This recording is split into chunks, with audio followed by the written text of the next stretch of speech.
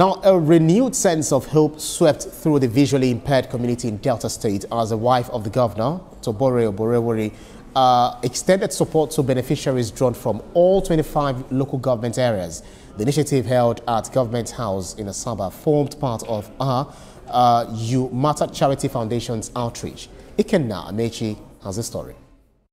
For many visually impaired persons in Delta State, gatherings like these are rare moments where their challenges are acknowledged and their dreams encouraged. The spirit of encouragement filled the air as they arrived, some guided by mobility sticks and others assisted by companions, all answering to the invitation of the governor's wife. Among them was Monday Ugunuwa, whose journey to the university began from simply listening to a radio program for the blind. I have a student here, Monday Ogonwa, listened to my program. He was at home doing nothing. He listened to my program, he called me. He wants to go back to school. I said, okay, how are we going to go about it? I took it upon myself. We wrote a letter to Minister of Information, Education then. Monday went to secondary school Agbar. Rather than disability. At the You Matter Charity Foundation, we understand that the visually impaired does not define a person's worth or potential. The visually impaired are part of our community's strength, resilience, and creativity.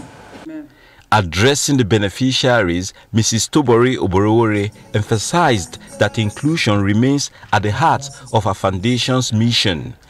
In some families, having a visually impaired child is wrongly seen as a misfortune.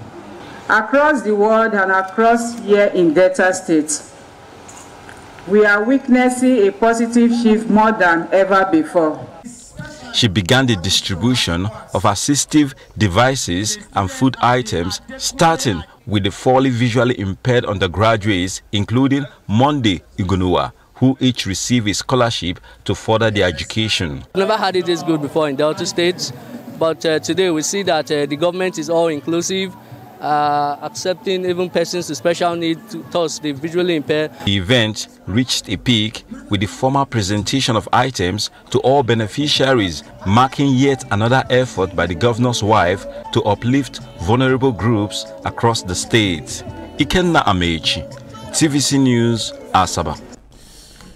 A senior reporter, Ikenna Amechi, joins me on News from the State. Ikenna, you cover the outreach at Government House, Asaba. Events dedicated to persons with disabilities are not very frequent, but what made this gathering feel different from ordinary humanitarian programs? Ikenna, you may want to unmute. Visually impaired across the state, both young and old, and both those who are native of the state and residents as well, because across all strata of people that are visually impaired, and they converge on Government House at the invitation of the First Lady to benefit from this benevolence of the First Lady, and it's targeted at them, and it's all involved giving them not just a braille and other assistive material, but also food item. The holidays are coming, so it's an opportunity for the First Lady to actually reach out to these people who are, have some disability. But very quickly, actually giving them something that they can look forward to, which is education. And in doing so, the First Lady actually gives scholarship to 4 undergraduates who, despite their challenge, were able to,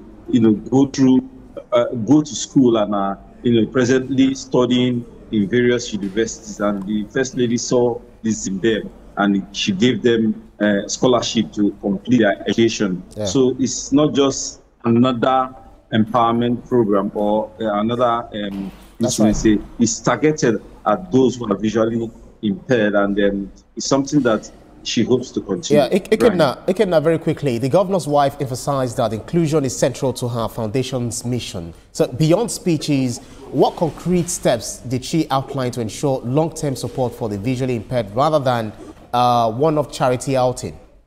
All right.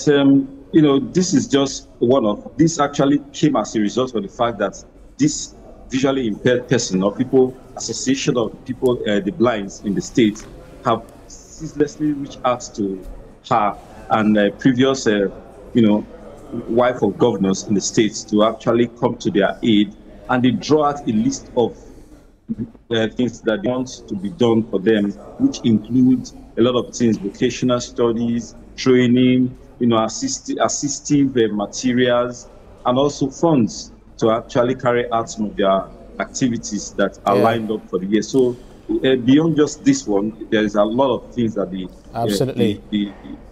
First Lady has planned, and we hope that in her future, you know, schedule, she will involve these people and ensure that they are carried along in all her programs. All of the programs. All right, senior reporter Ekinamechi, I'm afraid we're actually out of time. Your point is made, you know, however. Thank you so much for this insight. Thank you. Senior reporter Ekinamechi, thank you.